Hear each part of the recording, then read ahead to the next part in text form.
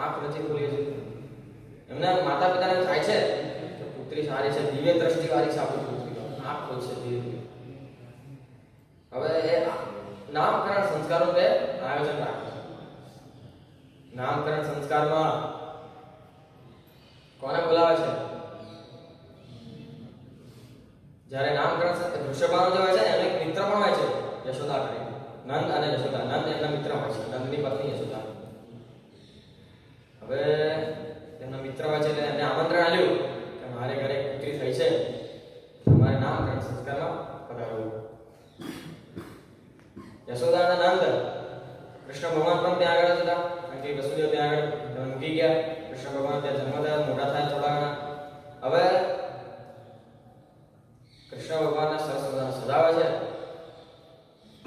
કૃષ્ણ ભગવાનને લઈને આવે છે અને જે વૃષભાનો હોય છે એને લઈને આવે છે અને તેનું ઘેર આવે છે. જોવે છે કે પુત્રી એક પારણે સૂતી હોય છે અને જેવા કૃષ્ણ ભગવાનની પુત્રીની નજીક જાય છે અને પારણી જાતે જ બોલવા માંડે છે, જાતે જ પારણી બોલવા માંડે છે. હવે પારણી બોલે છે, એ જે પુત્રી હતી દેખાવમાં અતિ સુંદર, હાથમાં મસ્ત લાલ ચંદન, આંખમાં કાજલ, સરસ મજાનું સૌંદર્ય. પુત્રીનું નામ રાધા, પરંતુ રાધા પણ નામ નથી પડ્યું. રાધા કઈ રીતે નામ પડ્યું છે? એને આંખ પણ નથી ખોલી. જ્યારે કૃષ્ણ ભગવાન આવે છે અને જેવું એની પર કૃષ્ણ ભગવાન નજર નાખે છે અને પુત્રી આંખ ખોલે છે, બધા ખુશ થઈ જાય છે.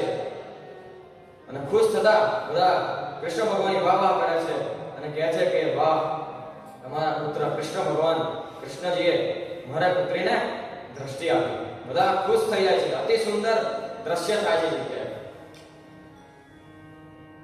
સુંદર દ્રશ્ય થયું. હવે વાત આવી નામકરણ. બ્રાહ્મણ બોલાયા હતા, ઋષિકુમારોને બોલાયા હતા કે આપણે નામકરણ સંસ્કારમાં શું નામ આપવું? દ્રષ્ટિ તો ભગવાન પૂર્ણ પુરુષોત્તમ કૃષ્ણ ભગવાને તો દ્રષ્ટિ તો આપી જ, પણ નામકરણનું નામ શું રાખવું?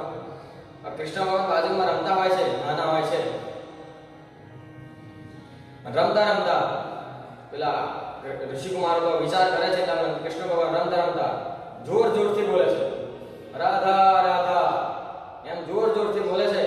અને બધા વિચાર કરે છે કે કૃષ્ણ ભગવાન જોર જોરથી રાધા રાધા બોલે તો આપણે એક કામ કરીએ, જેને દ્રષ્ટિ આલી એ જ દેવ, એ જ ભગવાન, એ જ દિવ્ય પુરુષ મારી પુત્રનું નામ રાધા પાડશે. અને પછી કૃષ્ણ ભગવાને તેનું નામ રાધા પાડે છે. અને રાધાનું આટલું દિવ્ય નામ, રાધાજીનું નામ, આટલું સરસ નામ કૃષ્ણ ભગવાન પાડતા એક સરસ મજાની ધૂન ગાવા જઈએ. આપણે આંખો બંધ કરીને તાલી પાડવાની સાથે આપણે સરસ મજાની ધૂન ગાઈશું કે રાધા